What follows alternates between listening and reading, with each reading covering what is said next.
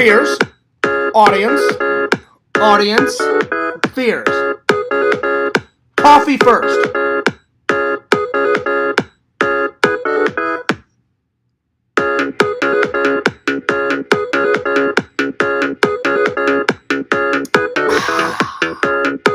Alright, now I'm ready to go.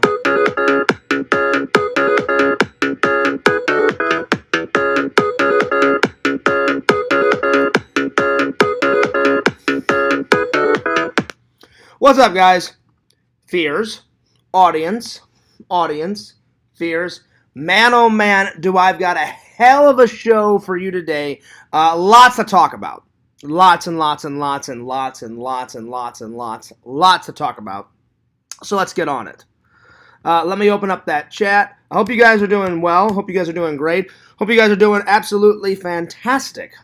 I always want my fans to be having a good day, a fantastic day, an amazing day. So I hope you guys are.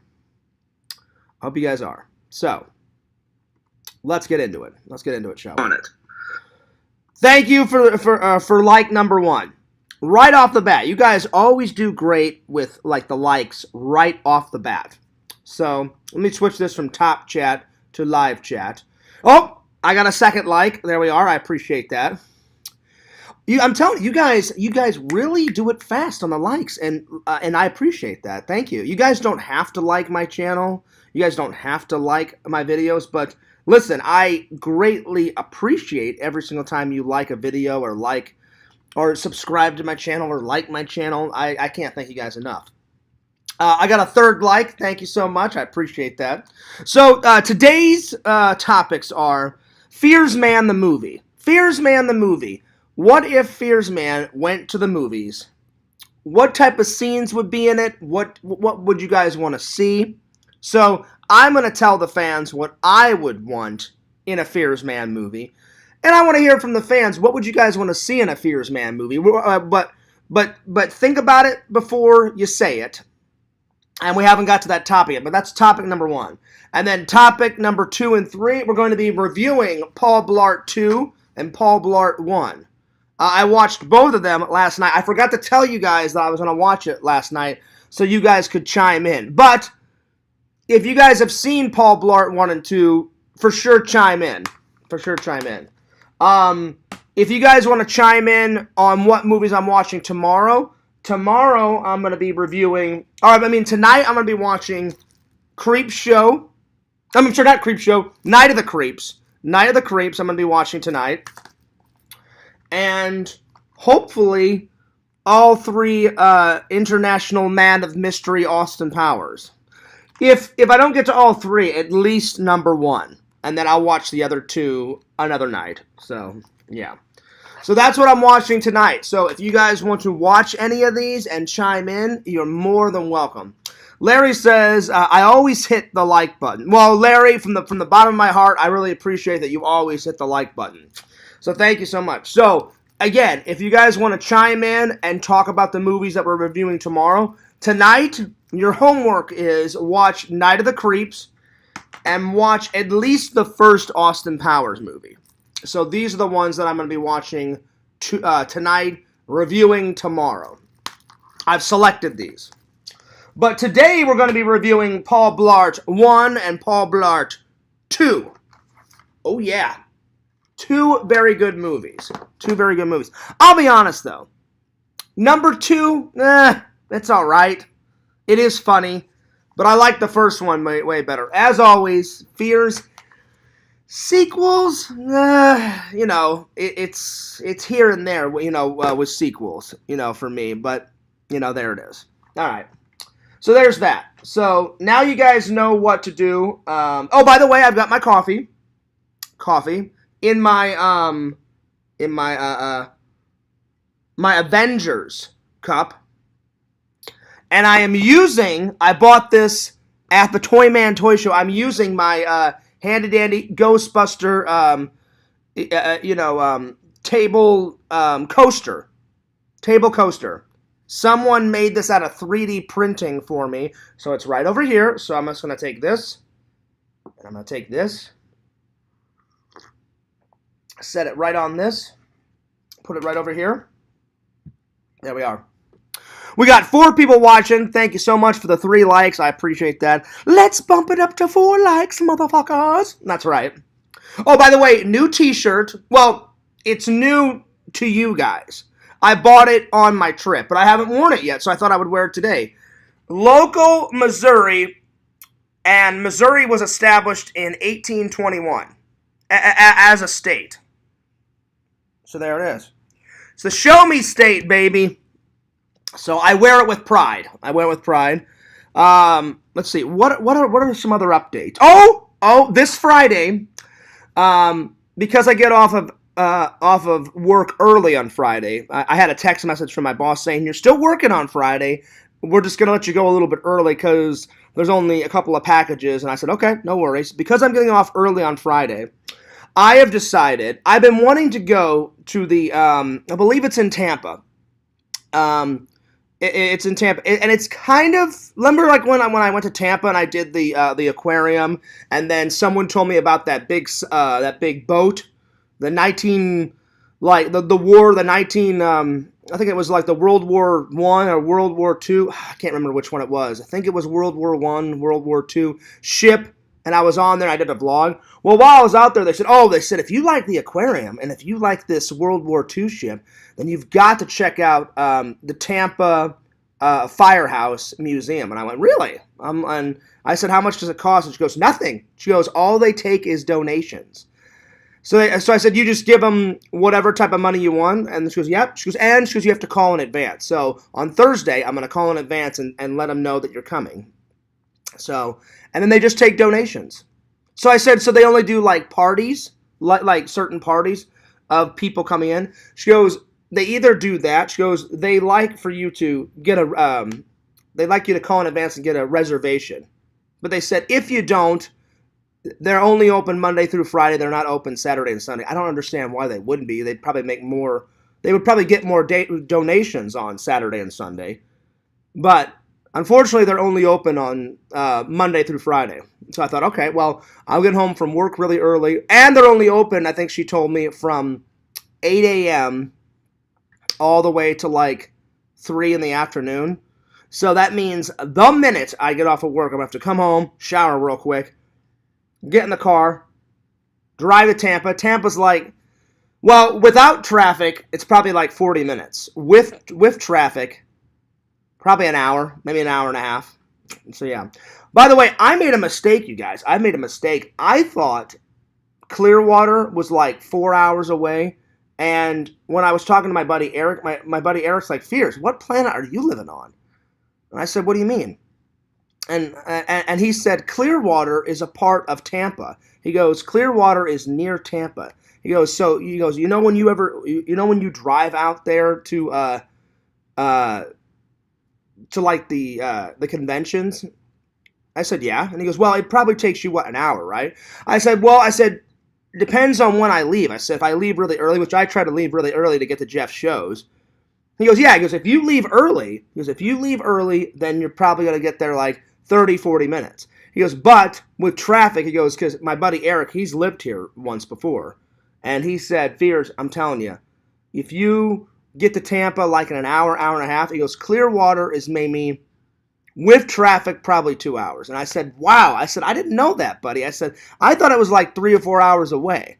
So he's like, I've been watching your streams and your vlogs and stuff, and you keep saying you want to go to Hogan's Beach Shop. He goes, try to do that, man. He goes, because the fans would love that vlog. He goes, the food is great at his restaurant. Plus, he goes, you've already went to the Orlando one. He goes, you need to go to the Clearwater Hogan's Beach Shop. He goes, that one, it's a little smaller. He goes, but Hulk Hogan always shows up there.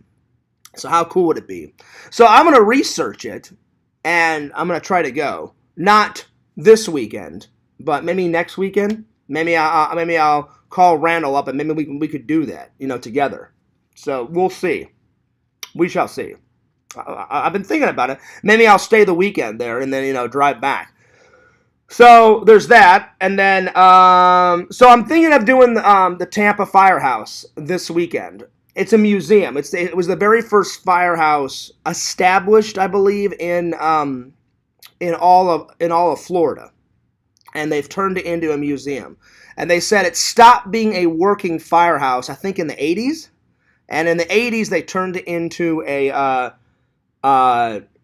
museum. And they said all the proceeds, if memory serves me right, all the proceeds go to the Firefighters Association. So if like a firefighter's got hurt, in the line of duty with burns, or if they've broken their arm, or if a firefighter has died, then they give that money to like their families, or they give the money to treat their burns or something. And I was like, that's a fantastic charity. So I'm definitely going to probably make, and they said, like, I said, what's your biggest donation? They said, oh, well, the biggest donation we've ever gotten is like, $100, $200. So I'm going to try to make a big donation. I think I'm going to donate like $50 whenever I go on Friday, because that's a very important job. So I'm definitely going to try and make a big donation. So Friday, I believe, I'm going to get home, take a shower, and then I'm going to head right on out, and I'm going to get some footage, another vlog that I'll be behind on. But it'll be a cool vlog, plus it's free to get in. All you have to do is like give a donation. And they said, if you don't want to give a donation, you don't have to. But I'm like, I would feel bad if I didn't give a donation. So I'm going to pull out some money and give a donation and go in. But they said, yeah, people come in all the time and don't give donations. And I said, is there a gift shop there? And she goes, oh, yeah. She goes, we sell merchandise. And she goes, they have T-shirts that say, like, Tampa Firehouse Museum on it. And I was like, oh. So I said, maybe I'll buy a T-shirt, too. And I said, does all your merchandise, I said, do you add that to your donations? She goes, oh, absolutely. She goes, whatever we make from our merch store, we give back to the Firehouse Association, or something like that. And so I've already called. I've checked out their website. I don't know exactly the charity name. It's something like the Firefighters Association of America, or something like that. I don't remember the actual name, but it goes back to firefighters and their families. So if a firefighter is died, or if they've been burned. So I thought about doing that vlog on Friday. It'll give me something to do, it'll give me something to do. Plus, I always love checking out new tourist attractions. I call them travel vlogs or tourist vlogs. You guys love those vlogs where I go somewhere and explore something. Plus, they said they have a real fire pole, and I begged them. I said, can I slide down it?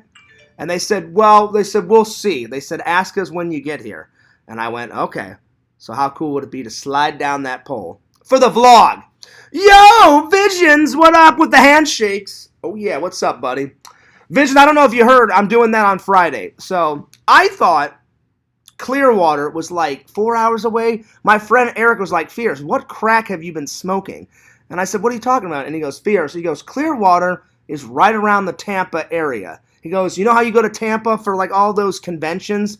Sometimes my buddy Jeff has conventions like an hour away, like in Tampa. And I'm like, yeah. And he goes, you know how you have like conventions in Orlando? And he goes, how long does it take you to get to like Jeff's convention in Tampa? I said, without traffic, probably 40 minutes. He goes, yeah. He goes, with traffic, probably an hour. He goes, Clearwater is a part of Tampa. So he said, at the most, with traffic, it'll probably take you an hour to 2 hours. He goes, without traffic, he goes, you could probably get to Clearwater in like 50 minutes. And I was like, oh, that's amazing. He goes, not this weekend, because I told Eric Visions I was doing that fighter thing this weekend.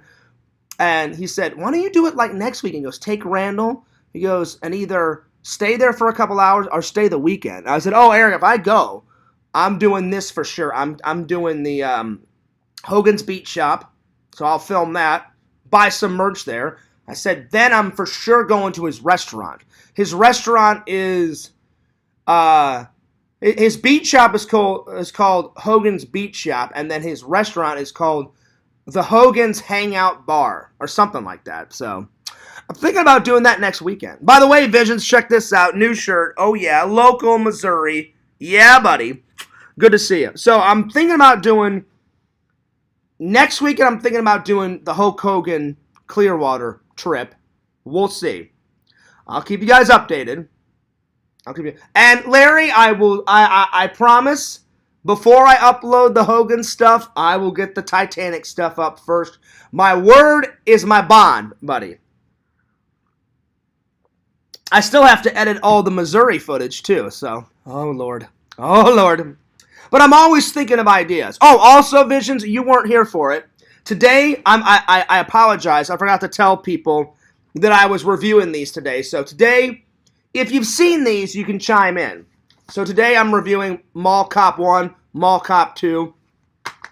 But I totally forgot to do what you said, Visions. Tell people what I'm going to watch in advance so they can chime in. So, tonight, I'm going to watch these. Tonight, I'm going to watch Night of the Creeps.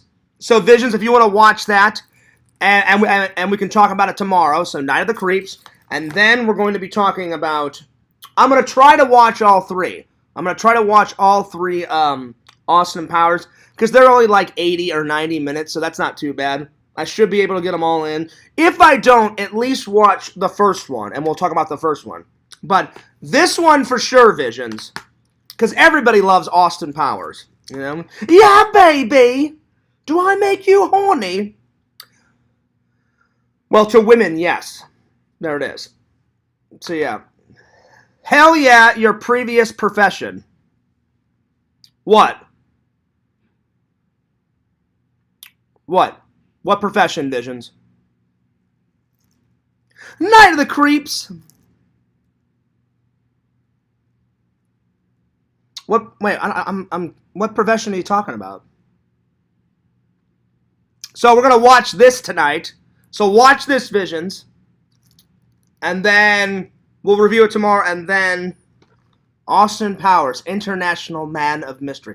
I never was a spy, Visions, so I don't know what you're on about. Your previous profession. My previous profession was security. Well, oh wait, is there a security officer in this? Is that why you said that, Visions? I was like, yeah, like my previous one was not a spy. I wish it was a spy. That would have been cool. My previous profession was security. I did that off and on for about 8 years. And it was an okay gig. But is there a security officer in this, Vision? Is that why you said that? I'm kind of lost of where you're going with this. That's why but anyway. Watch this tonight, Visions. Night of the Creeps. This will be the first time Fears has watched it. I've seen the trailer. The trailer looks absolutely hilarious. Oh, yeah, that's right. That's right, yeah, Mall Cop. Mall Cop, yeah. See, I'm tired. I'm tired, Visions. I need a little bit more of this. Yes, that would make... Yeah, but you know what? I only did security once in an outside mall. It was an outside... It was down in Florida, down in Orlando. It wasn't an inside mall. I walked around the perimeter, and the only thing inside was the food court. Inside of the food court. So I would go in there and eat my lunch. Sometimes they would give us free food in the food court to the security officers. But everything else, the stores were on the outside. You know, so at the end of the night, they would all lock up. So I would walk by the stores and check them out. But I never went in any of those stores because I always did the graveyard shift. So the graveyard shift was always from, oh God, let me see if I can remember this. I think I started at 10:30 at night, and I left at like 7:30 in the morning. It was either 7:30 or 8:30. That was a while ago. But it was a long-ass shift of constantly walking, patrolling. Then I would sit in my squad car, or the security car. Squad car, hilarious. They would call them squad cars, but I'm like, it's not a squad car. So yeah, that was the only time, Visions, that I was considered a mall cop. But anywhere else, I was a security officer. The best one I ever did, though, Visions, ever. It was before you started watching. I loved doing security at the Verizon call center. Man, I got so much free coffee. I got free coffee every single night because on the there was 6 floors in the Verizon call center. So my job every night was to check to make sure every door was locked, and I would start at the tip top and work my way down to the basement. because in Missouri there are basements. There's no basements in Florida. Well, I should say you can have a basement here. It's just it's a huge ass amount of money to have a basement in Florida. So I would start at the tip top, work my way down, and check every cubicle, every closet, every door, and make sure everything was locked. And I had to do 3 patrols a night.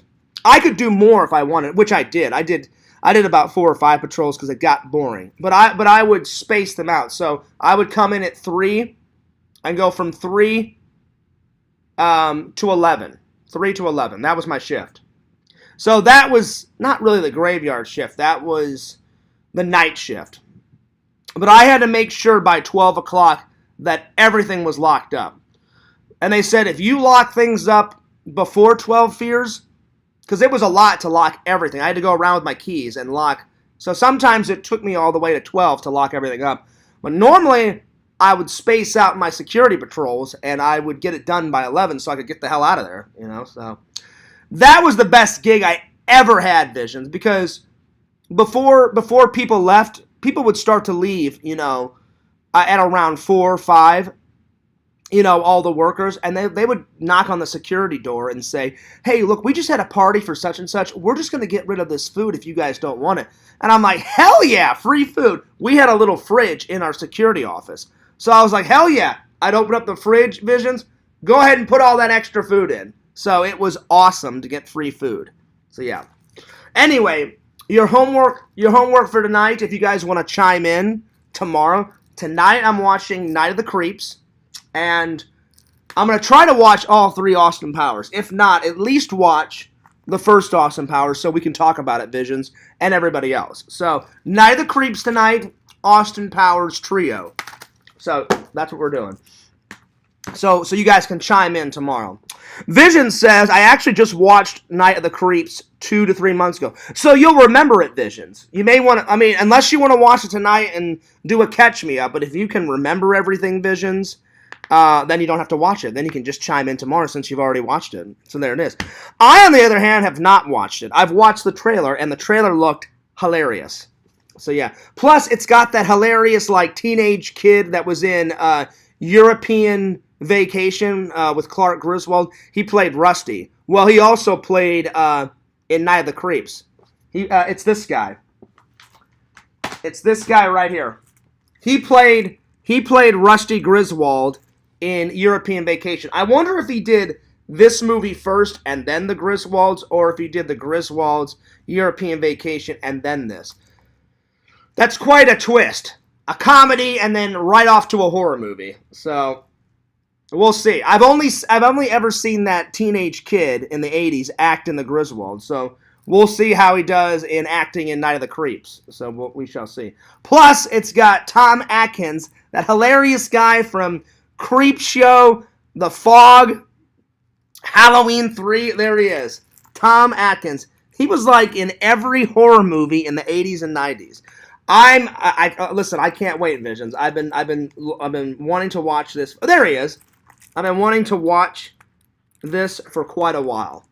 Night of the Creeps. Look. So these guys all look like normal. And then look at this guy. Man, he looks so dead, it's beyond belief. So apparently, and their catchphrase of the movie is, the good news is your dates are here. The bad news is they're already dead. So there it is. Oh, Lord. Oh, Lord. Hey, Cassandra, what's up? Are you ready to go on a date? Brains. I want brains. Oh, shit. This is going to be good. This is going to be good. I can't wait. Oh, Lord. Well, anyway, tonight we're going to be talking about Mall Cop 1, Mall Cop 2. Both good movies. The sequel, it's all right. It's funny. He's in Vegas. He gets in trouble. Or things start happening in Vegas. Paul Blart comes to the rescue, but really, I like the first one better. The second one, I'm not dogging it. The second one's pretty good. It's just not as good as number 1. I don't know. Visions, have you ever seen these? Are these your cup of tea? I don't know. I thought they were hilarious. This one was more hilarious than this one, but they're both hilarious. But they're pretty funny. All right, let's get to them in a minute. What else? What else? What else do I need to talk about before we start the show? So yeah, so this weekend I'm gonna do the Tampa Firefighters Museum. It used to be a working firehouse. It was the first firehouse ever formed in Florida. And then they turned it into a museum. It was a working firehouse until like the late 80s, early 90s, something like that. From what my research, I did some research online. It was something like that. So if I got a few information wrong, forgive me. It was something like that. I looked it up last night. Anyway, I did some research on it, and somewhere in the 80s and 90s, they turned it into a museum. So now you can do it for free. All they ask is they donate all the proceeds of your donations to the Firefighters Association. It's something like that. I can't remember exactly what it's called. And they said, and I called their number. They like for you to make a reservation to see how many guests are going to come through and take the tour. So I said, I'm thinking about coming on Friday. They said, that's fine. I said, just on Thursday, the day before, give us a call and let us know when you're going to come. And I said, I'm probably going to come right after work because I get off of work early on Friday. So I said, all right, as soon as I get done on Friday, come home, quick shower, and then right off to Tampa. And she goes, all right. She goes, yeah. She goes, just give us a call on Thursday. So this Thursday, I'm going to call them. And I even asked them, Visions, I said, how much is it to do it? And they said, we just take donations. So because it's such for a good charity, I think Fears is going to donate around $40 to $50 because that's an important job. I always appreciate, the police and the firefighters, just like our veterans. They don't have to do that job. They sacrifice their life to do that job. And I said, what's that charity? And then she goes, that charity helps like if a firefighter gets wounded in the line of duty or if he gets burnt. Or if they die, the proceeds go to help treat their injuries or help the families if one of the firefighters died. And I said, that's an amazing charity. I said, I will donate a big donation. So I'm either going to do $40 or $50. I'm going to go do it. So that's coming Friday. And then me and my buddy Eric were chatting, and he goes, Fears, I don't know where the hell you got Clearwater being 4 hours away. And I said, that's what someone told me. And he goes, Fears, Clearwater is a part of Tampa. He goes, it's around Tampa. So he goes, whenever you go to Jeff's conventions, Clearwater is near Tampa. So I'm thinking of driving out to Clearwater next weekend, going to Hulk Hogan's beach shop down there, because I've been to the Orlando one, but I've never been to the Clearwater one, because Hulk Hogan lives down there. So my buddy Eric was like, he goes, you'd have a better chance of meeting him, Fears, if he went down there. He goes, because he shows up all the time down there, because Hulk Hogan's Beach Shop, I'm subscribed to Hulk Hogan's YouTube channel, and he said in an interview on his YouTube channel one time, yeah, the Hulk Hogan's Beach Shop is 5 minutes away from my mansion. So he has a big mansion out in Clearwater, and his shop is like 5 minutes away, and then his restaurant is like 10 minutes away from his house. So next weekend, I'm probably going to hit up both his restaurant and his beach shop. That's what I'm thinking about. If anything changes, I will let you know. So either I'll go by myself or if Randall wants to come with me. So yeah, so we'll see.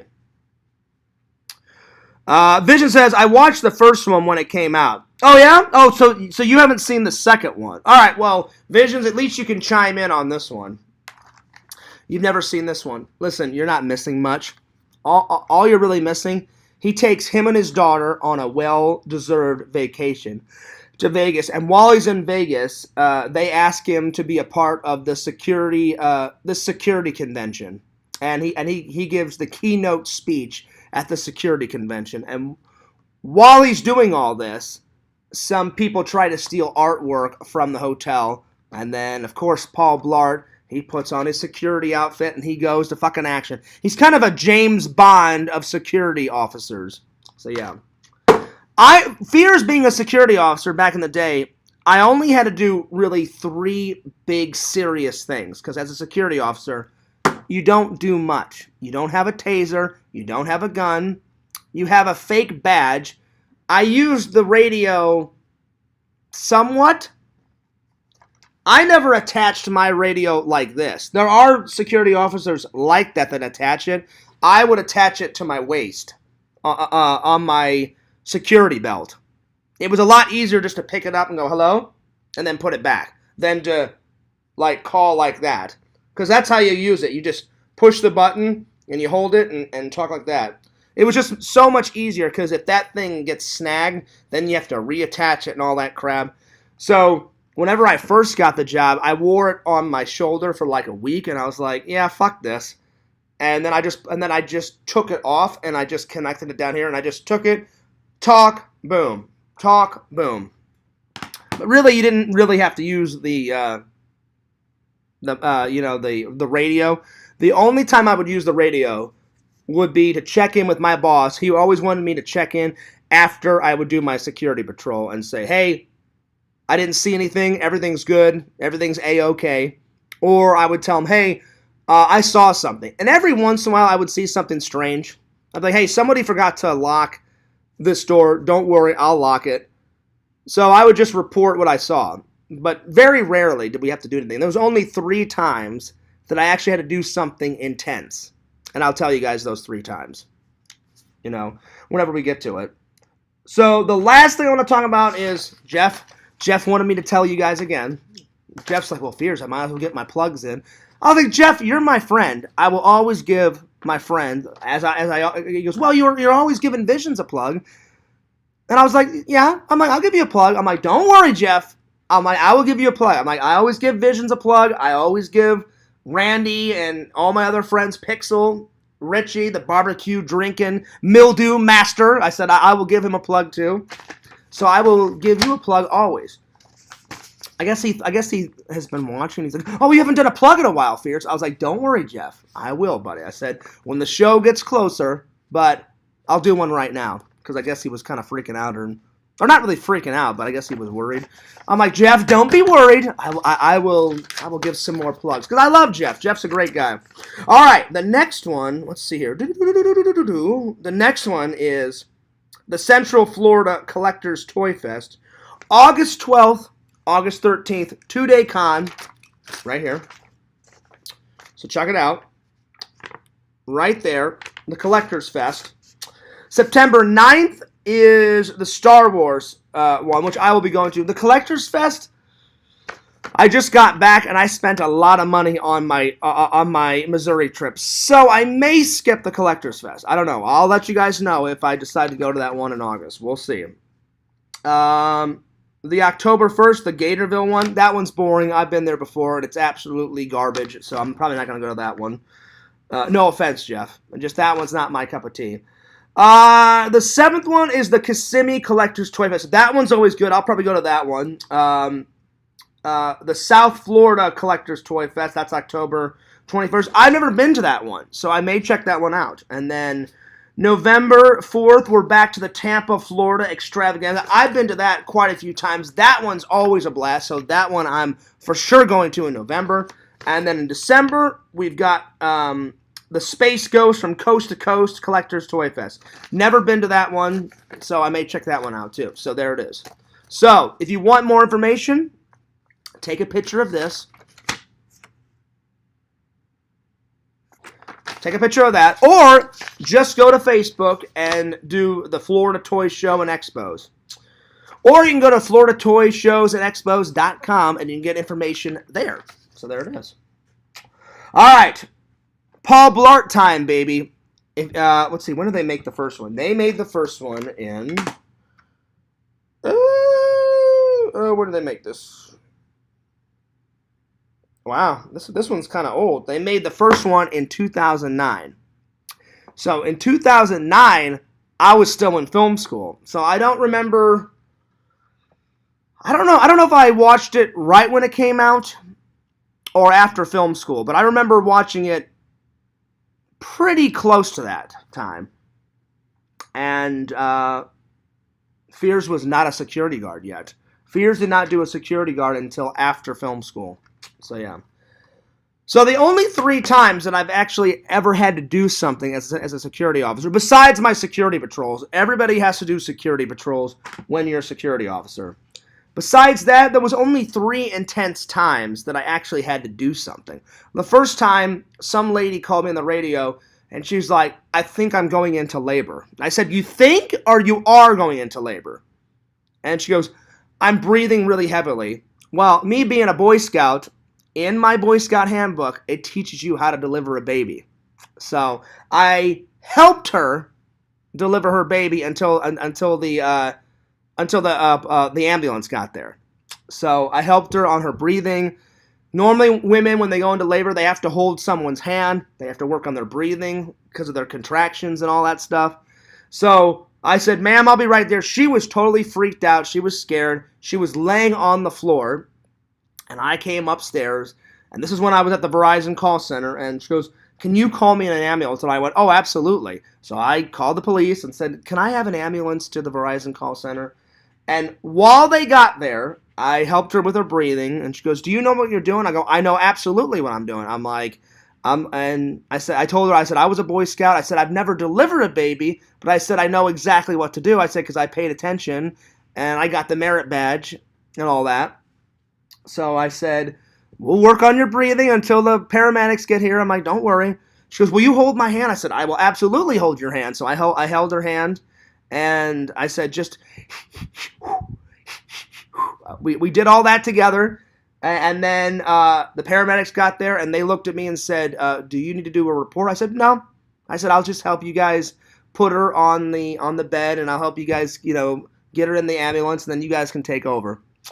So I helped her up. We put her on the bed, and they wheeled her out, and then they got her in the ambulance, and I said, good luck to you and your baby. I said, I hope everything goes well at the hospital. And she said, do me a favor. Will you call my husband?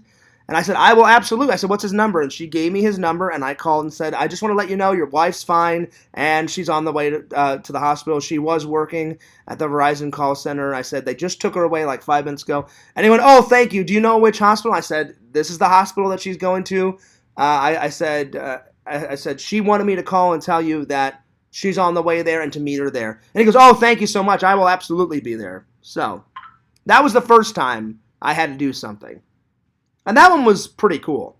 The second time is when I was at the Verizon call center, and there was some crazed guy trying to get in because he wanted to talk to his ex-girlfriend, hence the word being ex.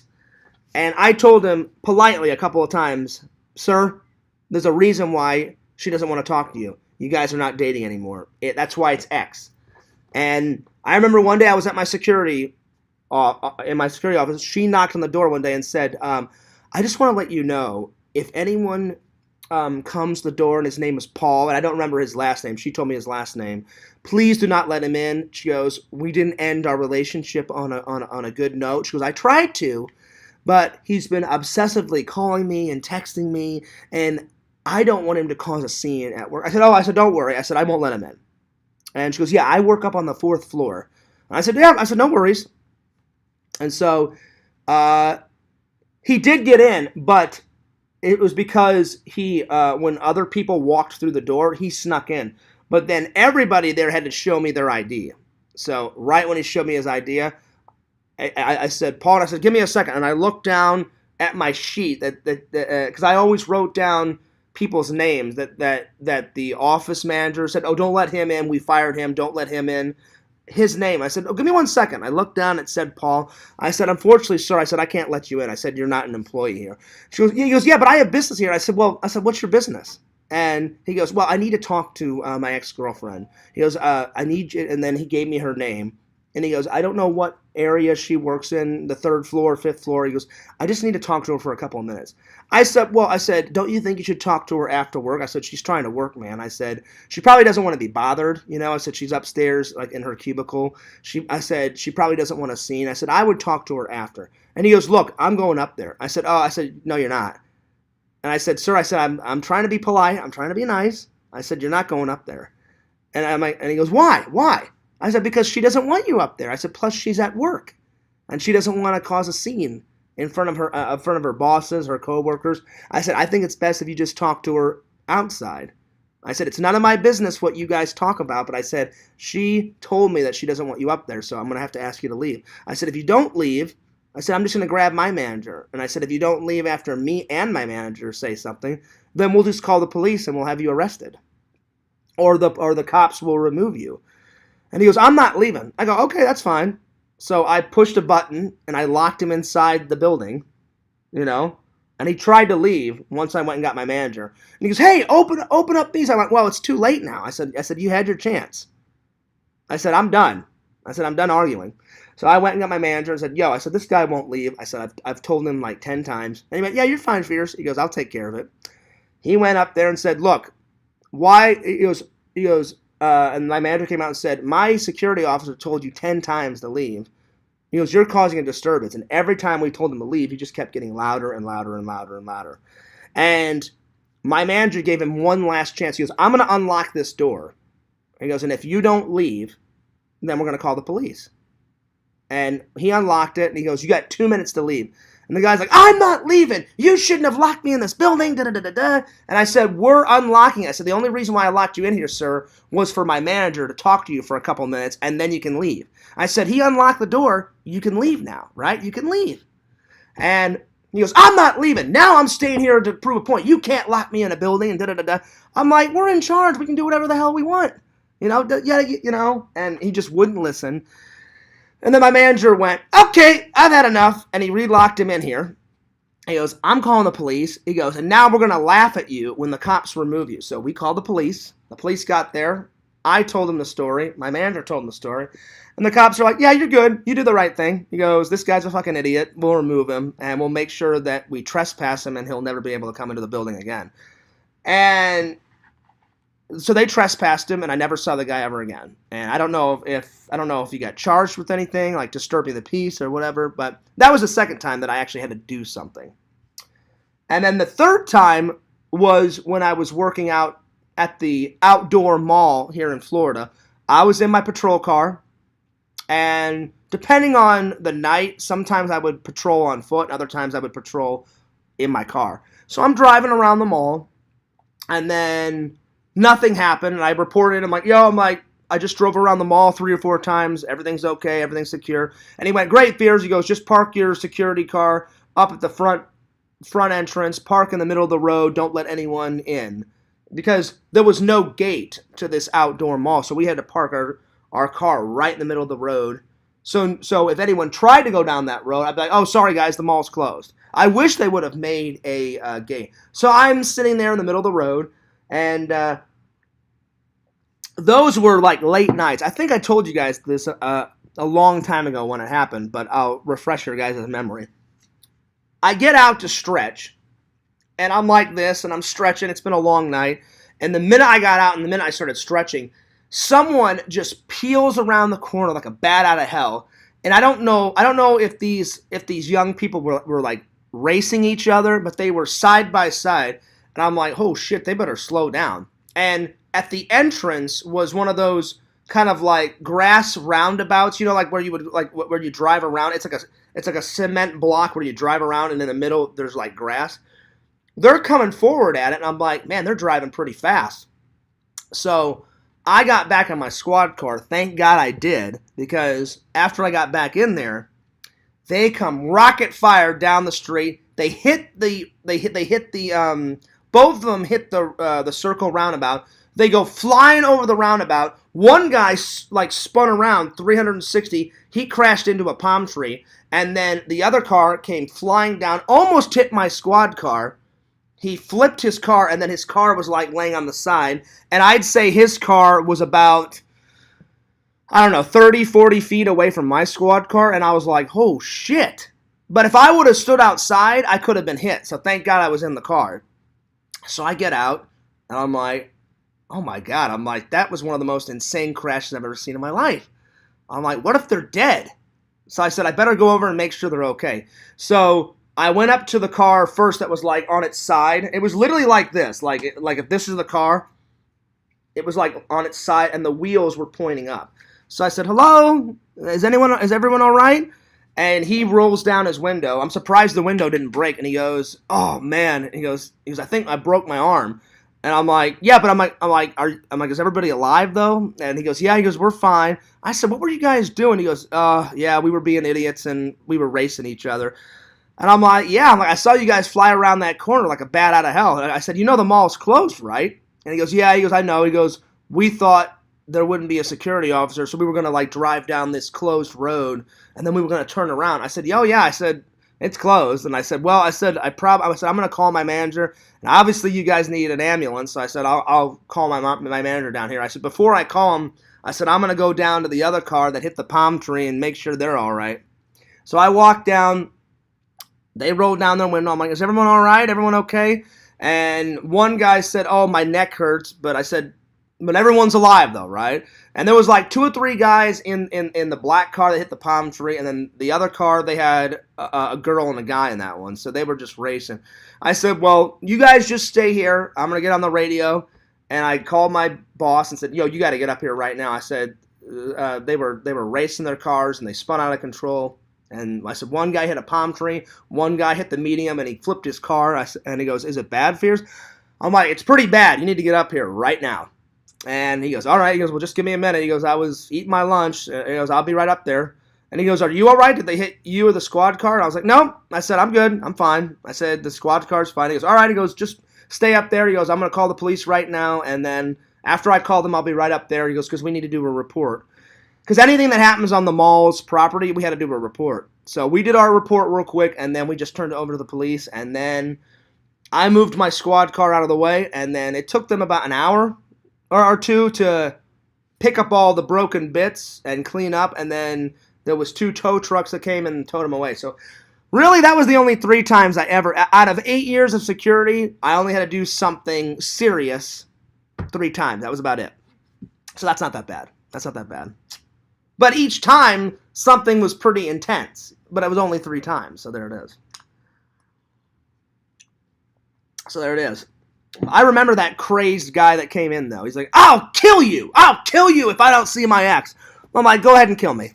Go ahead and kill me. I'm like, I'll just come back as a zombie. And I was like, just fucking with his mind, visions. I'm like, go ahead and kill me. And he's like, oh, you think this is funny? I'm like, yeah, I think it's really funny.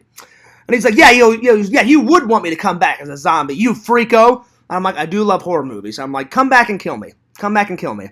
I'm like, I'll come back as a zombie. I'll chew your little neck off and shit, I'll eat your brains. And I was just fucking with the guy for a little bit. And then I was like, all right, you really gotta go. But that guy was hilarious, Visions. All right. Paul Blart. Came out 2009. He is the epitome of a pathetic guy. But he's a lovable, pathetic guy.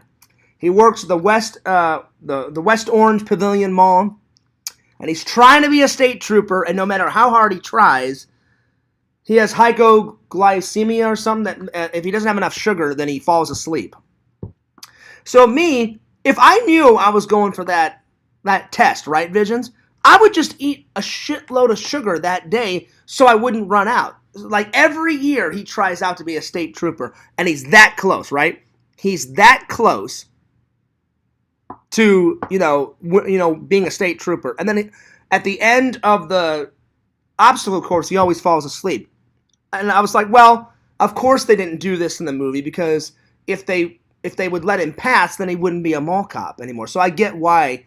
But I'm like, in real life, it would be this simple to solve that problem. All right, I know the test is today. I know I'm doing that obstacle course today. Shitloads of sugar. And if I was starting to feel a little drowsy, I'd carry some type of sugar with me on me. I'm like, all right, I'll eat a donut. Or I'll have, a Pepsi stick or something. I would carry some sugar on me just to make sure, all right, I'm about to go do this test. I can't run out of sugar. I'd be fine.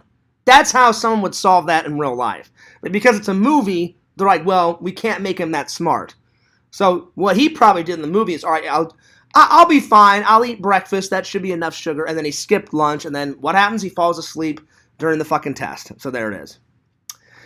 Vision says, LOL, Freako. He was pretty nuts, Visions. I mean, he was determined to get to his ex. And he's like, if you don't let me see her, I'll fucking kill you. I'm like, kill me. Kill me. And I'm like, I'm not afraid of you. And I'm like, you just threatened my life. And he's like, so what? I'm like, so what? I'm like, you don't threaten people's lives.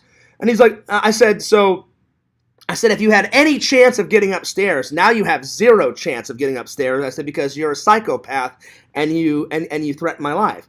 And he's like, well, I'm sorry for threatening your life. He goes, I'm just upset. I said, I can tell you're upset. I said, but that's more reason for me not to let you upstairs, because if you're this upset with me, you're going to be 10 times worse with your ex-girlfriend, because you guys have had a heated past already. I said, she even told me she does not want you upstairs. So I said, there's no way in God's green earth that you're getting upstairs. And he's like, well, now I'm determined. I said, you can be determined all you want. I said, you're not getting upstairs. And he didn't. He didn't even remotely get close. The only time he got kind of close was when he came into the building. And the only reason why he came in, because you had to buzz. You had to use your little ID to buzz, and he just waited outside. And I didn't see him right away. I went to the bathroom, and as I came back, this little fucker waited for like 3 business people to come in with their ID, and he just kind of slipped in. I said, you motherfucker. Because people would do that all the time and go, oh, unless you have an ID badge, you got to leave. You got to leave. I'm like, the only way you can get in this building is with an ID badge. You scan your ID badge, the door opens up. The minute you're in, the door locks again. Or I could make sure it would lock for a period of time because I had a button underneath the desk. Because I had 2 desks. I had an outside desk in the hallway near the door, and sometimes I would sit there, or I would go back into the security office. But yeah. So yeah, he was pretty nuts, Visions. But again, that was the only 3 times I ever had to do something. So anyway, back to the movie. So he gets like tired of like not ever becoming a state trooper. Because if it was me, that's how I would solve that problem. All right, I need sugar. I need sugar. I need sugar. I need sugar. So I would never run out. That's me though, Visions. But again, it's a movie. I get it. If he was a state trooper, then he wouldn't be a mall cop. Then we have no movie. So I get it. So he works at the West Orange Pavilion Mall. He's just doing his, and he makes it look like he's a police officer, but he's really not a police officer. Because again, security officers, this is coming from experience. The only thing that we're allowed to do, we can't touch anyone. We can throw someone to the ground, but only in extreme situations. I've never had to do that, thank God. Because we can, what's the word? We can hold someone. We do have handcuffs, but we can only do that if the guy is freaking out insanely. Like we just have to contain the guy. But that's about it. Most times security officers can't do that. Depends on what you're securing.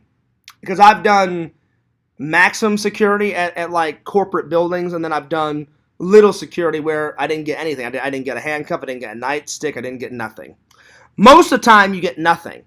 One time I got, like at the Verizon call center, I got handcuffs and I got a taser, but I never had to use it. I almost had to use the handcuffs on that guy because I was like, I may have to throw this guy to the ground because this guy was about as tall as me. And I was like, I probably could take this guy down. We'll see. Well, I'm like, let's find out. So I almost did, but I was able to talk this fucking idiot down. Me and my boss were able to talk this guy down.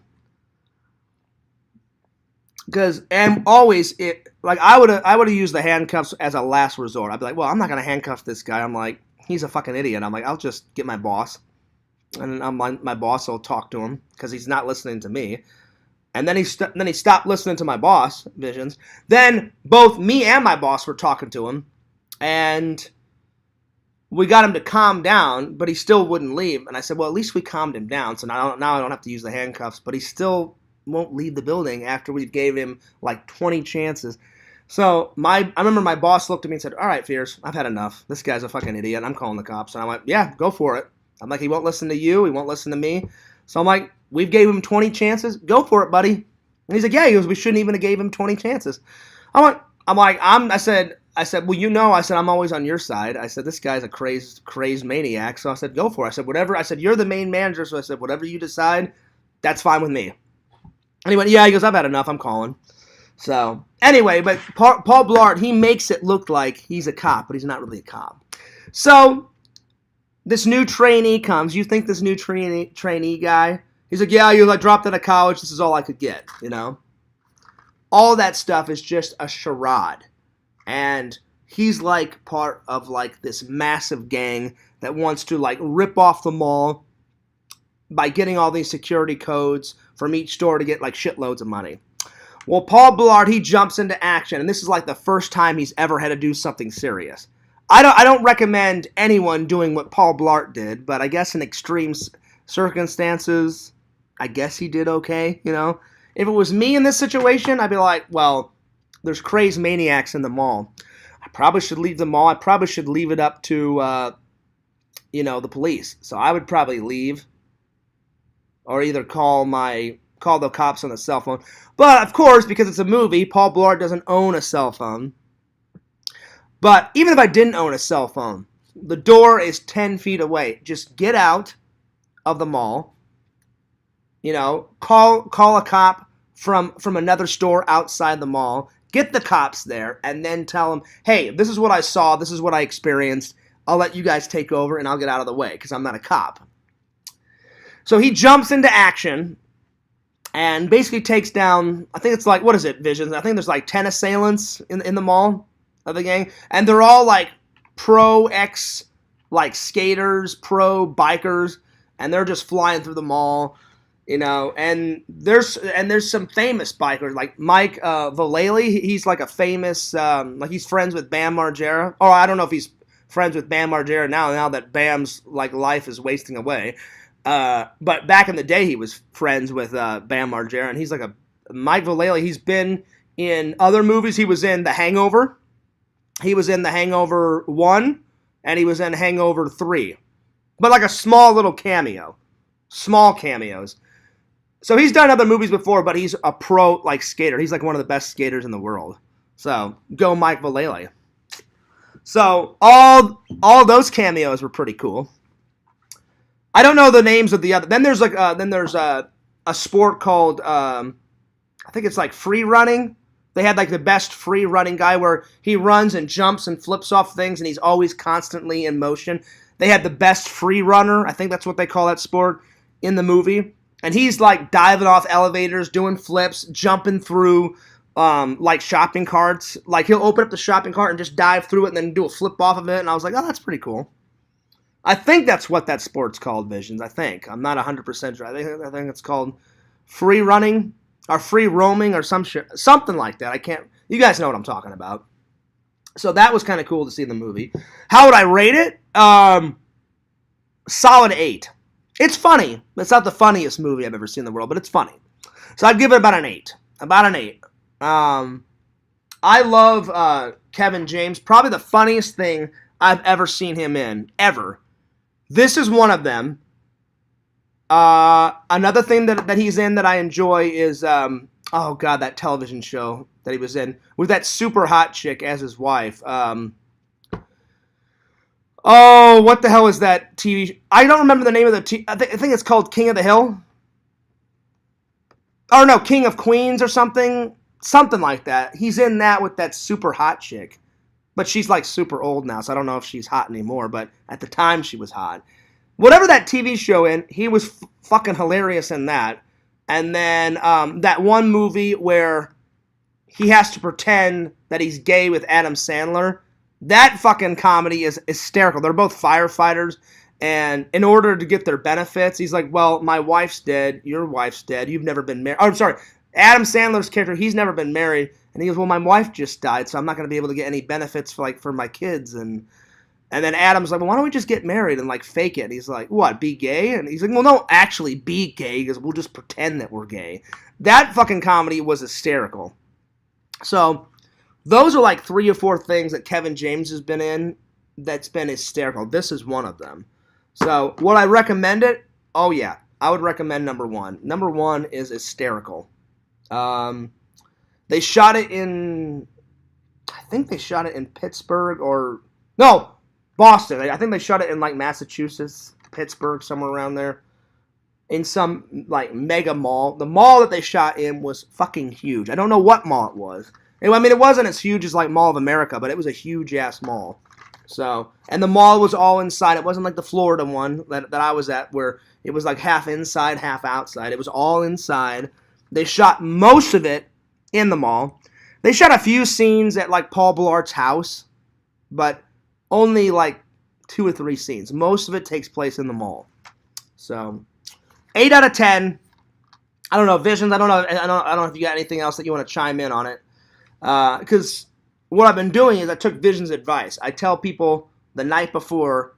I forgot to tell you guys that I was going to watch this. So tomorrow, if you guys want to chime in, tomorrow I'm watching. I'm going to be reviewing these. So tonight I'm going to be watching Night of the Creeps. So if you want to watch that, so you can chime in tomorrow. And I'm going to try and watch all 3. If I don't get to all 3, at least watch the first, International Man of Mystery. So that's what I'm going to be reviewing tomorrow. So watch these. And you can chime in. You can chime in tomorrow. Anyway, that's my analysis on it. He saves the day. He gets the hot, sexy girl at the end, obviously, you know. He saves his daughter, you know. Saves them all. All hail, you know, Paul Blart, you know. And he's like, yeah, he's like, you don't mess with my fucking mall. He goes, I'm a security officer, bitch. He's like, what, you think you can just come in here and do and say whatever the hell you want and take over my mall? Oh, no. Like, you can up your ass, you know, up your ass, you know. And it's like around Christmas time and stuff. So, yeah, it's a pretty funny movie. I thoroughly enjoyed it. I've never seen the sequel, though, until last night. I didn't even know they had a sequel. I found this one on my Missouri trip. I'm walking through, trying to find the gems off of my list, so I can finally cross off Night of the Creeps on my list. So I've crossed off Night of the Creeps, and I've crossed off Creep Show 1. Still have to find Creep Show 2. I still have to find Christmas, Bloody Christmas, The Car, Night of the Comet, New York Ninja, Creep Show 2, The Hills Have Eyes 1, 2, Psycho Gorman, The Lighthouse, Chud 2, Basket Case 1, 2, 3, Class of 1984, Class of 1999, Class of 1999, Part Dosage, The Toxic Avenger 2, 3, and 4. I don't know if I'm going to watch those. The first one was enough for fears. They killed an innocent kid, and they ran over his head, and the kid was doing nothing. He was like 12 years old, on a bike. They like ran him over, not once, not twice, but 3 times. The third time, they squished his head into fucking, like, putty. And I'm like, that's so fucked up. And that was in Toxic Avenger Part 1, so I don't know if I can handle Part 2, 3, and 4, but I don't know, we'll see. I can, technically I have Darkman 1, 2, and 3. I bought it on DVD, but I'm going to keep it on here because I'll watch it, but I want to get them on Blu-ray.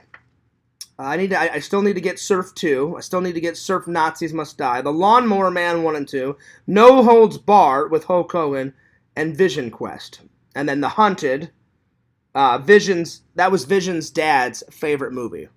And I've watched the trailer. And I'm not just saying this because I'm Vision's friend. I'm saying it because it's the truth.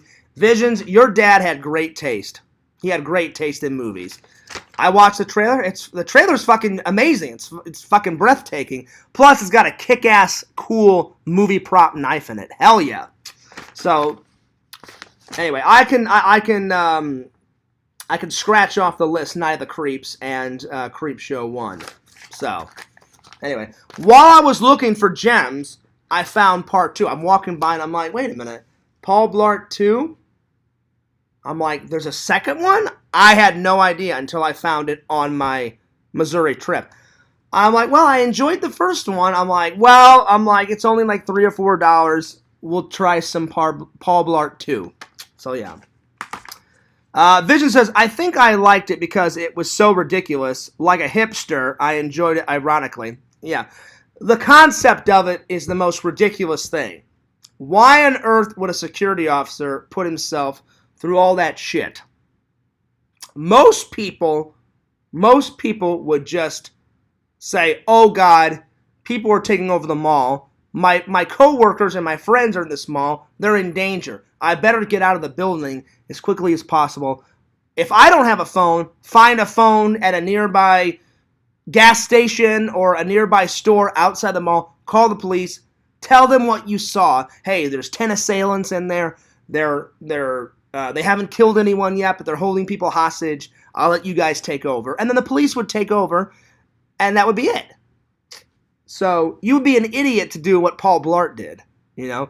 Yes, it ended good, and he took down all the assailants. But why put yourself through all that hell? You know what I'm saying?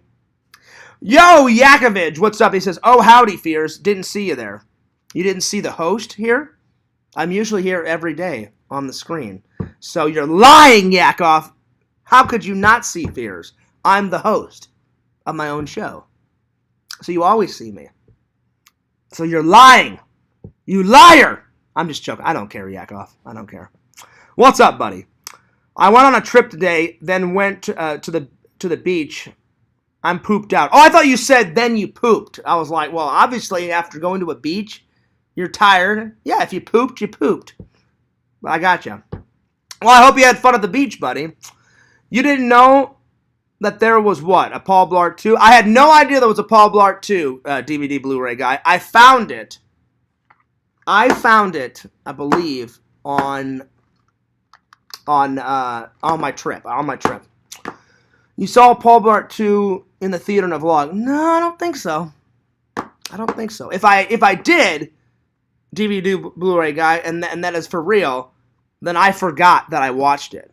I'm pretty sure I didn't see it in the vlog. I think I would remember that. But Fears' memory is not the best, so if I did see it in a vlog, I don't remember it. Because I'm being honest, I don't remember seeing it in a theater. I could have, though, but I don't think I did.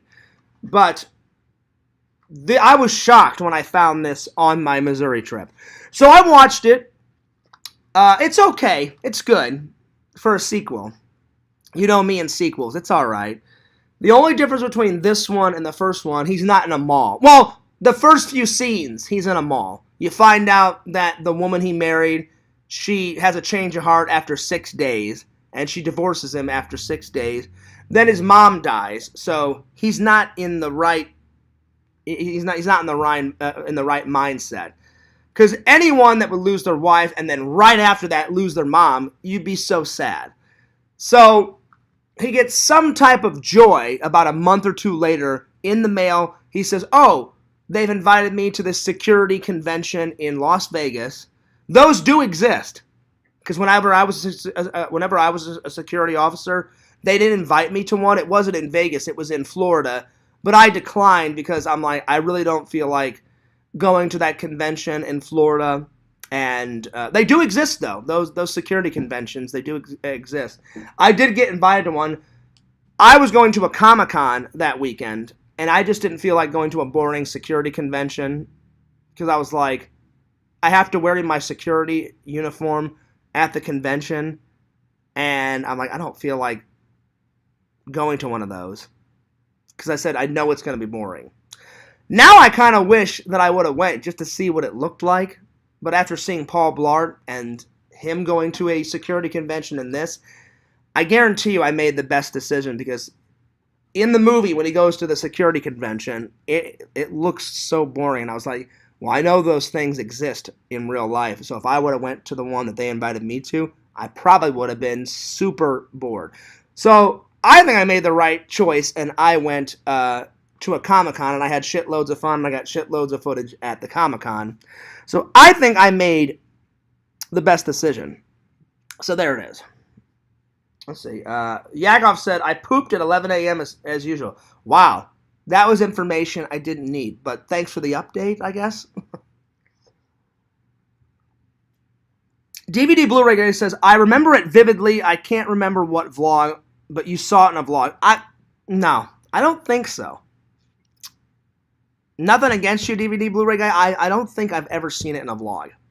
I'm being dead honest. If you guys can find it and prove me wrong, I honestly don't remember watching it in a vlog. But again, my memory's not that good. My memory's getting better, but I think I would remember that. If I'm wrong, throw a link in the chat, and I'll click on it. And if I'm wrong, then I'm wrong, and I must have forgot that I watched it. But I'm dead serious. I don't remember seeing it in a vlog. And I was so surprised when I found it I found this at VStock when I was looking for the other gems off my movie list that I need to get. So, anyway, so after his mom dies and after his wife divorced him, he gets a letter in the mail saying, well, cheer up. We're going to give you the keynotes. He goes, we want you to do the keynote speech at the security convention in Viva Las Vegas. So his daughter's like, well, before I go to college, maybe it'd be nice to get away. Like, you've been through hell, Dad. Like, we should totally just get away. As soon as they get there, chaos ensues. He finds out that some bad guys are trying to steal, like, amazing art pieces from his hotel. And he's like, oh, fuck those guys. It's time for Paul Blart to nip into action. Again, why the fuck would you do that? If I noticed that, I'd be like, well, I'll just tell the hotel manager. The hotel manager will call the police, and the police will take those idiots down for trying to steal art pieces out of the hotel. It's that simple. But Paul Blart, he thinks he's a know-it-all. He thinks he's like the grand master of security officers. And he's like, oh, no. He goes, I can take care of this. He goes, I don't need to call the police unless I absolutely have to. You're a fucking moron, Paul Blart. You need to call the police right now. But again, he's a lovable idiot. He's an idiot, but he's a lovable idiot.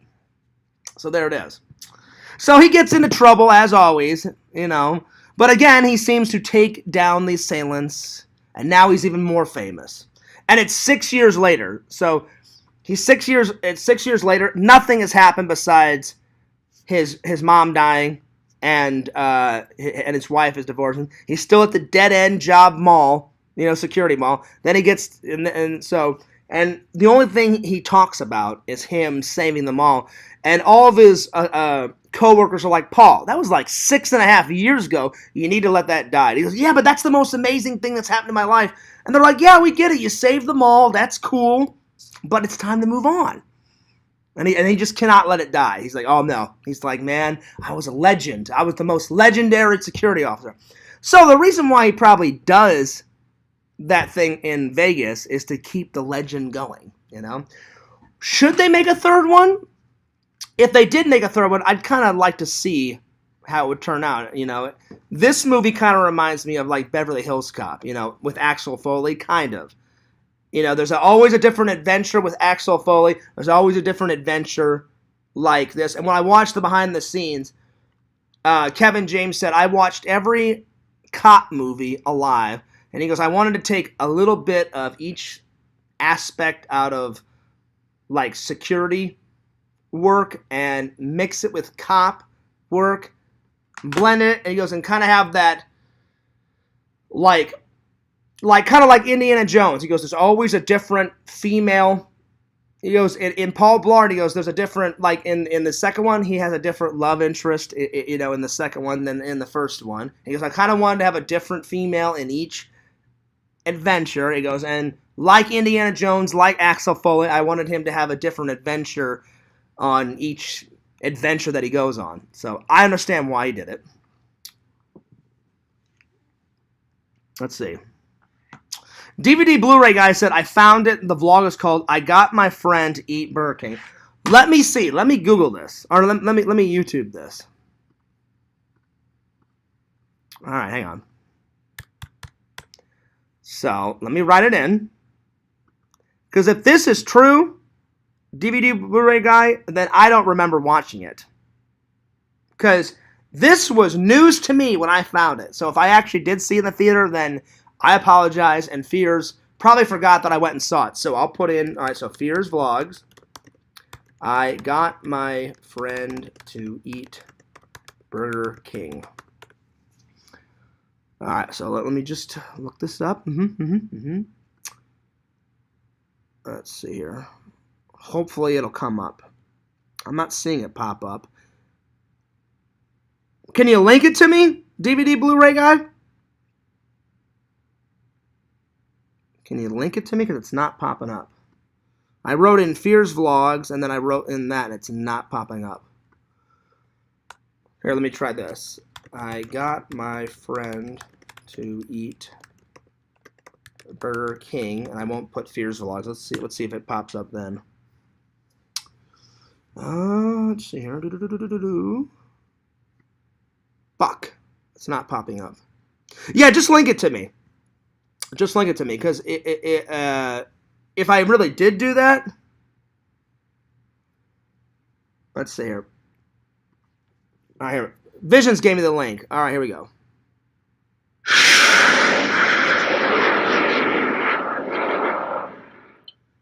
Oh man, oh god, I look so young in this vlog. Oh lord. All right, here, let's see here. Let me skip through it. Let me skip through it. Am I at the movie theaters? Okay, hang on.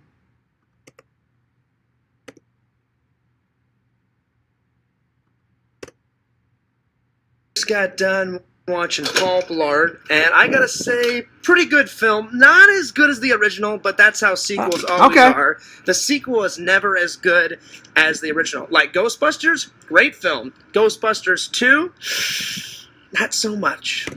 Well, I should say Ghostbusters 2. It is good. It's just not as good as the first one. Well, I owe you an apology. I don't remember watching it, though. I don't remember watching it, so... DVD Blu-ray guy, you were right. Not that I was saying you were wrong. Just, I don't remember this vlog. Because this vlog... oh, God. When did I make this vlog? April... what were you saying? April... what? Oh, Lord. That is a long-ass vlog. And an old vlog. April 21st, 2015. I don't remember this at all. Man. Well, I owe DVD Blu-ray guy an apology. Well, here's the thing.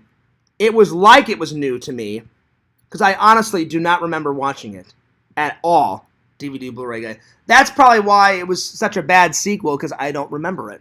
Again, it was okay. Like, if I had to rate it now, seeing it for a second time, I would still say it was a 7 out of 10. It's not, it's okay. It's just not as good as the first one. But I'm being dead honest with you guys. I do not remember watching it. I do not remember making that vlog. Because it's such an old vlog. And I look super young in it. I'm like, oh, when I watched it, I was like, oh, shit. Back 2015 age, baby.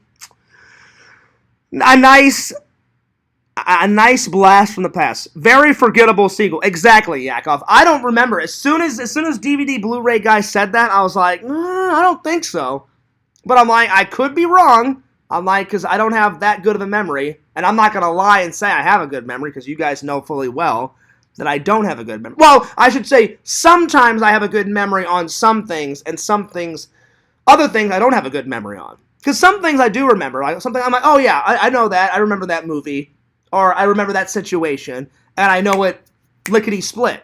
But as soon as he said that, I was like, no, I don't think I ever saw it in the theater. But I stand wrong. And I'm the type of person I can admit when I'm wrong. So DVD Blu-ray guy, I'm sorry. I don't remember filming that. I don't remember seeing it. Literally, when I found it at V-Stock on my trip, it was like it never happened and I had never seen it. So when I watched this last night, it was like me seeing it for the first time again. But I will stick to it. It is a 7 out of 10, for sure. So how it ends, of course, he takes down all the bad guys. He saves all the art in the hotel. Now he's even a more legend than he already was in the security force, and they award him the highest ranking security award, which it does exist. So Kevin James did his homework for both of these films. For going above and beyond the Call of Duty, they do have an award for a security officer. I never got it because it was just a way to pay the bills, and I had no interest of winning that award. I don't remember what it's called. They have an official name for it in the movie, and I looked it up. They do actually have that award. So, anyway, the way it ends, he gets the award. He saves the day. He gets the lady at the end.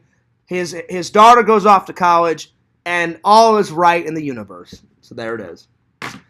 Would I recommend this? Not really. Not really. If you didn't see this and only saw the first one, you're not missing much. Just watch the first one. The first one's legendary.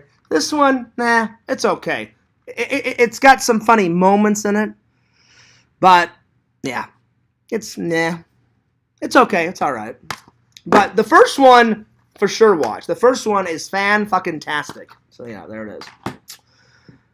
But yes, Yakov, very forgettable sequel, because I do not remember. As soon as I saw that vlog pop up, as soon as Vision sent me the link, I was like, oh god, it does exist. And when I clicked on it, I looked super young in it.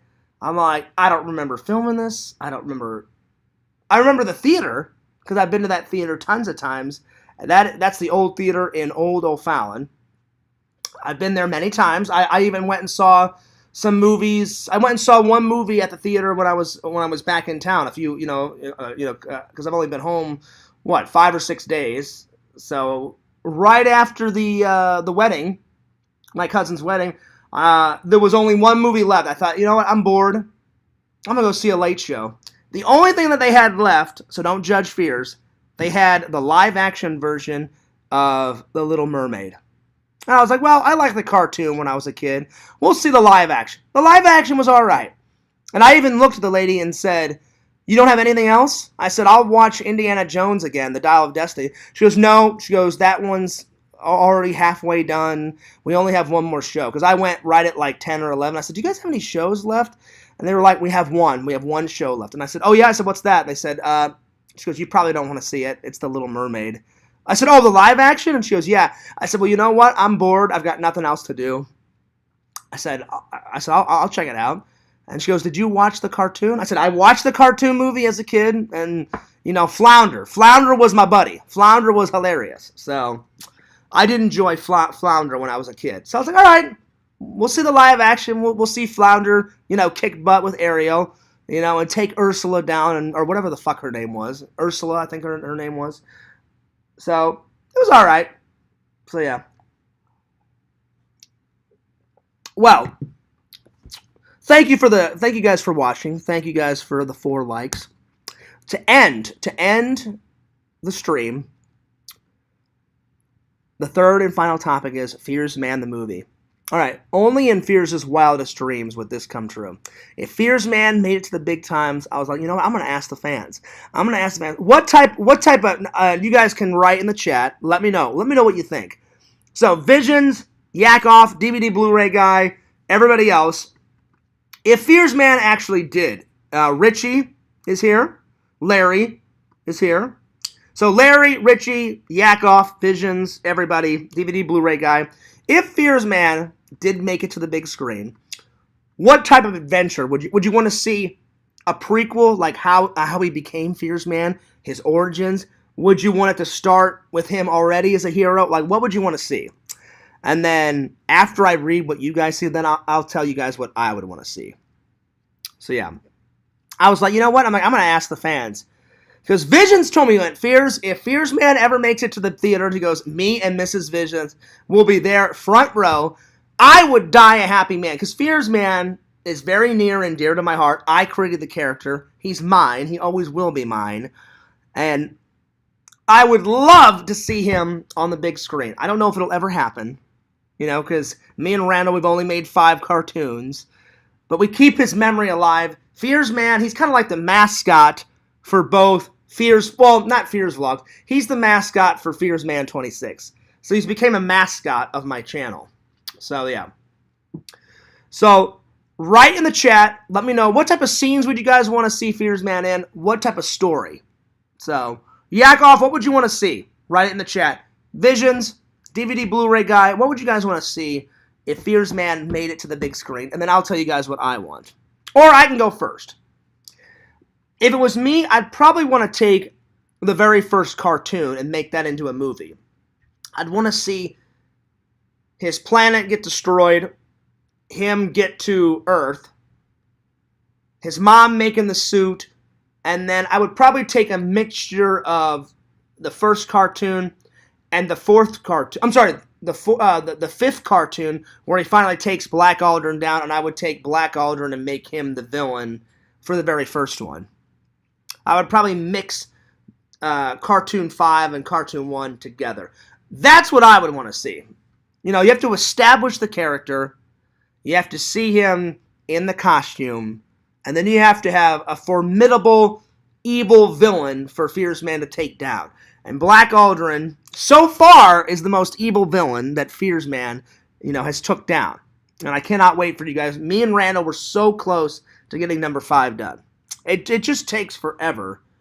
And I told Randall on Fearsman 6, I said, I'm going to make them less longer. Because the longer they are, like if they're 10, 14 minutes, it takes Randall a long time to do he has to do every single movement, every single cartoon drawing. And I said, Randall, we need to get these out faster. And he said, well, Fears, just make them less long.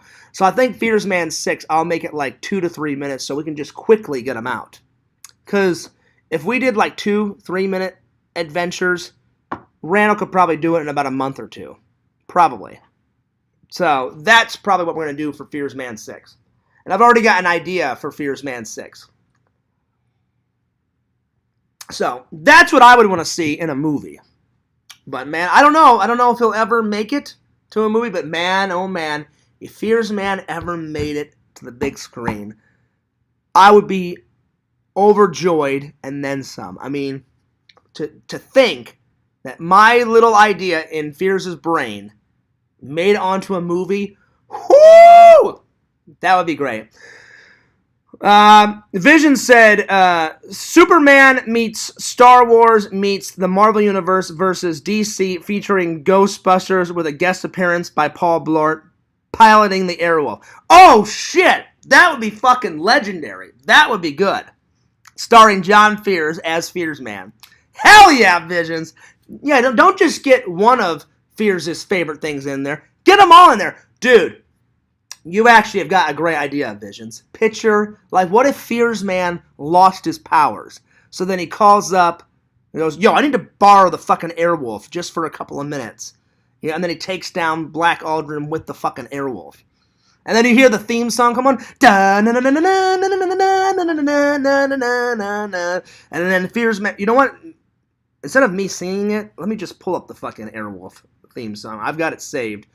Because I love jamming out to Airwolf whenever I'm editing sometimes. Because I love the Airwolf theme song. It's one of the greatest theme songs. It may not be the best show from the 80s.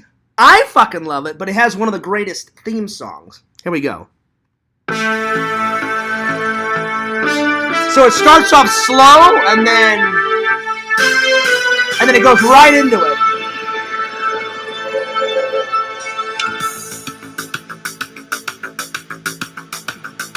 This is from season 2.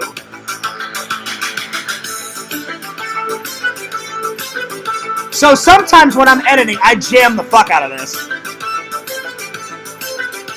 So that's actually a great idea, Visions.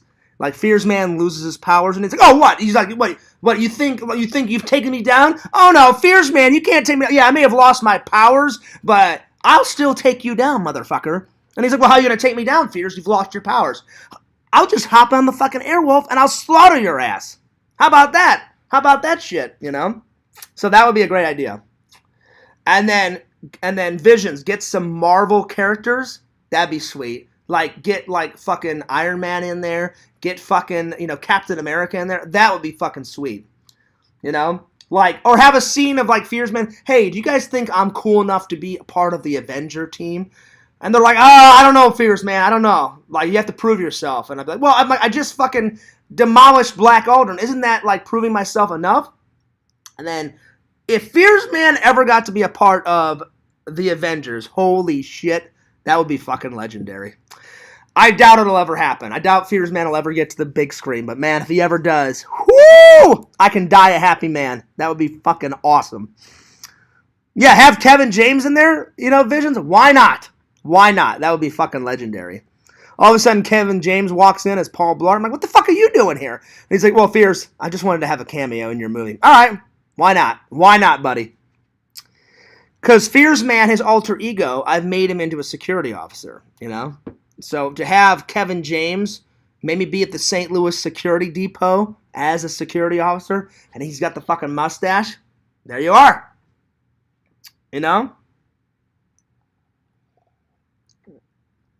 DVD Blu-ray guy says, I don't know, Fears. I kind of have superhero fatigue. Too many superhero movies already. Well, it's okay, DVD Blu-ray guy. I doubt Fearsman will ever make it to the big screen because, there's only 5 episodes of him. I've told you guys millions of stories about Fearsman. I doubt he'll ever make it to the big screen. But, one can dream. One can dream. He is a legendary character. I love Fearsman. He's very near. Fearsman's a tribute to not only my grandpa Fears, but to my dad. And I've put aspects of my dad in it. I put aspects of me in it. I put aspects of my grandpa in it. I put all my crone shit in it. You know? It's just a mixture of things. The crone stuff came later, though, because when I created the character, I was in kindergarten. So I just kept adding shit to him. But always, ever since I was 5 or 6 years old, his costume has always been... Well, at first his costume was red, yellow, and blue, like Superman. And I thought, well, I'm like, red's not really one of my favorite colors. I'm like, I like the color red, obviously, but it's not my favorite. My favorite colors of all time are blue and yellow. Those have always been my favorite colors ever since I was a little kid. If I had to pick two others, I like black a lot, and I like green a lot. You know, those are like my 4 favorite colors. I like other colors, obviously, but those are my 4 favorite. But I think around middle school or high school, that's when I decided he has too many colors in his costume. I'll make it simple. Blue and yellow, blue and yellow. And then from that day on, it was always blue and yellow. So I just kept adding shit to it. And then, like, at the end of high school, that's when I got Crohn's. And then in college, I was like, oh, well, I have to add this to Fearsman. And then, I think it was Randall's idea. He goes, Fears, you should make that his kryptonite. And I said, what do you mean? He goes, well, you know how Superman, he cannot stand being near kryptonite. If kryptonite is near him, he'll either die or he'll get super weak. Obviously, they've never killed Superman in a film. He's gotten super weak, but he's never died on film. He's almost died, but they haven't killed him. So I'm waiting for that movie to actually kill Superman and then bring him back to life somehow. Because in the comic book, they did kill him. They did kill him. So yeah. Anyway, so I looked at Randall and said, that's actually a great idea, Randall. Like, use my Crohn's. That's my kryptonite. That's Fearsman's kryptonite. He goes, yeah, Fears. He goes, if he drinks milk or if someone throws milk on his body or any type of milk product, it's not just milk. Like, what if they throw yogurt on him or ice cream or like a villain makes him ingest ice cream or yogurt or cheese? And I was like, that's a great idea, Randall. I'm like, we got to add that in, you know? So I just kept adding shit to him. So yeah. Anyway, I'm going to take off. No. He almost died, DVD Blu-ray guy. He didn't technically die. He almost died. Everyone thought he was dead in that movie. But they're not going to kill Superman, you know? The only time ever... he got close in that movie. But I don't think he really died. Because in the movie, like, you know, he comes back. So I'm like, he didn't die. Because if he died, he would stay dead. Well, obviously he didn't die. So he got close, like I said. So I wasn't lying. He got close. But they've never actually, like, killed him, you know? Like, Kryptonite has almost killed him in many TV versions, movie versions. But, yeah. But again, DVD, yes, he was in a coffin. But he didn't die. Because if he would have stayed dead, he would have stayed in that coffin. But he did not die because he got out of the coffin. That's what I'm trying to say. He almost died, but he didn't die. You know what I'm saying? You know what I'm saying? Anyway. But he wasn't dead. So apples and oranges, DVD Blu-ray guy. He almost died. I'll give you that. He almost died.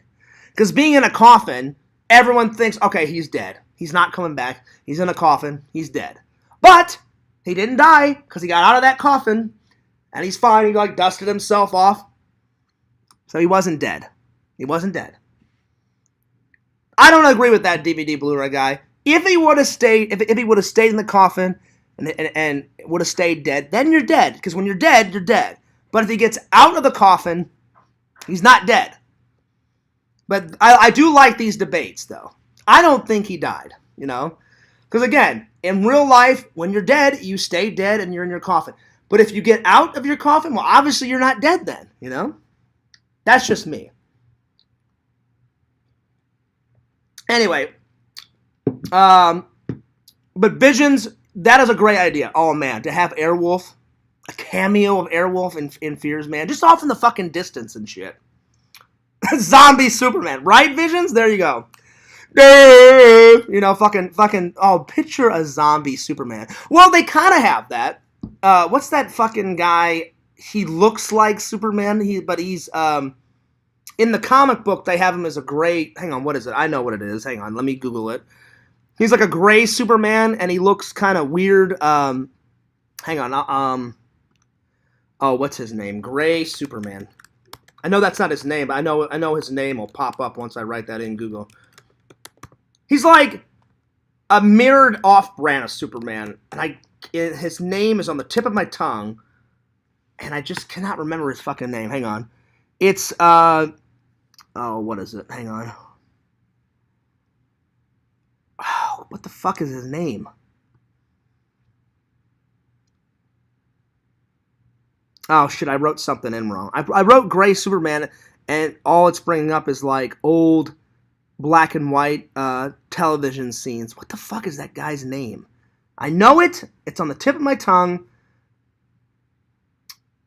Oh, god damn it. It's like, oh, hang on. Now I'm determined to figure it out. It's like he's an off-brand of Superman, and it's like if Superman went bad, and he's got red eyes, and his costume looks like Superman's. I just don't remember what the fuck his name is. Oh, hang on, let me write in something different. It's not that. It's let's see. Bad side of Superman. Let's see if that pops it up. Let's see here. What the fuck is his name? Oh, it's not coming up. I don't remember his name. You guys got to help me out. You guys know what I'm talking about. He's got red eyes and he's got gray skin, and like he is like Superman, but he's just kind of like, his face kind of looks fucked up. I don't remember his name though. I'm looking on Google right now. Fuck, man, I can't remember his name. Oh, well, you guys know who I'm talking about. I can't remember his name, but he's like Superman. It's like a dark version of Superman. I just cannot remember his name. And now it's going to drive me nuts all night. Oh, what the hell is his name? I can't figure it out. I can't figure it out. I'll try and figure it out later. Bizarro, that's it. Thank you, DVD Blu-ray guy. I could not think of his name. I knew what I was talking about. I just could not think of, like, his name. Bizarro, that's right. And I forgot how Bizarro is created, but he's like an off-brand of Superman. I've seen, and I would love to see Bizarro, like, come to life in a real-life movie. I don't think they've done that yet. I don't think so. He's been in, like, the cartoons and stuff, but, and he's been in the comic books, but, man, to see a Bizarro, like, in the movies, that'd be sweet. So, yeah. Oh, yeah, they kill Superman in the comics, but I already said that, bitches, but he's never been killed on camera, like in a movie. I know for a fact they've killed Superman, if not once, a couple of times in the comic books. Because I remember a comic book, the cover of a comic book was like Superman's like torn, ripped costume laying on the ground, and he's like laying in the rubble, and he's all dead and shit, and like his costume is like ripped to shit. So I know he's gotten killed in the comic books, but I don't think he's been killed in a movie. Anyway. Well, that about sums it up for today's stream. I'm going to get some dinner and get a shower and take a nap and get on some edits. But anyway, don't forget to like, comment, subscribe to Fearsman26 and Fears Vlogs. Check them both out. As soon as you check those out, go to TikTok. Give me a sub on TikTok. TikTokage at Fearsman26. All my social medias, Instagram, Twitter, mostly everything is at Fearsman26, except for my vlog channel. That's at Fears Vlogs. Check out Pixel, Lord Pixel, King of the Pylons. Check out his channels at Pixel Protocol. Check out Richie, the Challenge Master. Check him out. Check out my buddy Randall at Cameo Man 2021 and the Mayor of Magic. Oh yeah, check him out. He's got 2 channels. He does a lot of magic. He does a lot of vlogs. He does a lot of weight loss vlogs. He does a little bit of everything like Fearsman. And last but certainly not least, I'm not ignoring your comments. I'm going to read them before I go. I'm giving all the plugs, DVD Blu-ray guy. I'll get to them. Give me 1 second. Last but not least, check out my buddy Visions, Lord Visions, King of the Goths, at www.exhumvisions.com. Check it out. There's some good merch there. All right, let me read these last few comments, and then I'm out of here. Okay. Vision says, did you hear about that guy? He came out of a coffin. His name's Bizarro. Wait, didn't he fight in Doomsday? Yeah, I'm not saying that he didn't die in the comic books. I never said that. I know he died in the comics. I'm just saying I don't think he ever died on film. It's an imitation of the comics. Doomsday kills him in the comics. Yeah, I'm not denying that. Yeah, I know he got killed in the comics. He comes back to life in both. Does Superman die in? I don't think he dies in Batman versus Superman DVD Blu-ray guy. That's my personal opinion. I don't think he dies in that. To be honest, I haven't seen it. I skipped like a decade's worth of comic book movies. You're not missing much, Visions. Again, I'm with DVD Blu-ray guy. I like comic book movies, but man, they've been spewing them out over the last 5, 6, 7 years. There's a lot. The last comic book movie I watched was the second Shazam, and it was all right. I gave it about an 8, 9 out of 10, but it wasn't a perfect 10 by any means necessary. So yeah. But yeah, I'm not denying that they didn't kill him in the comic books. I don't think he dies on camera. That's just me, though. He did die in the comic books, though. Just not on film. Because, again, my original thing that I'm going to say, if in the movies, if he would have stayed dead in the coffin, well, obviously, if you're dead, you're not going to get out of the coffin. He didn't die, though. He got out of the coffin. But to each their own. He's allowed to believe whatever he wants to believe. I'm allowed to believe whatever I want to believe. It is what it is. Anyway, I'm taking off. But don't forget to check in tomorrow. Tomorrow, we're going to be... So, Visions, everybody else, do your homework. Visions, watch Night of the Creeps again if you want to. If you remember everything, because you said you watched it like 3 months ago. If you want to chime in and you remember everything from the movie 3 months ago, then you can chime into this. And then I'm going to try and watch all 3 tonight. If I can, I'm at least going to watch number 1. So, watch Austin Powers, International Man of Mystery. And then watch Night of the Creeps. And you guys can chime in tomorrow and put in your 2 cents as Fears reviews them. Anyway, I'm taking off. But have a wonderful night. Peace. Deuces. And this is Fears. And I will catch you guys later. Dinner awaits.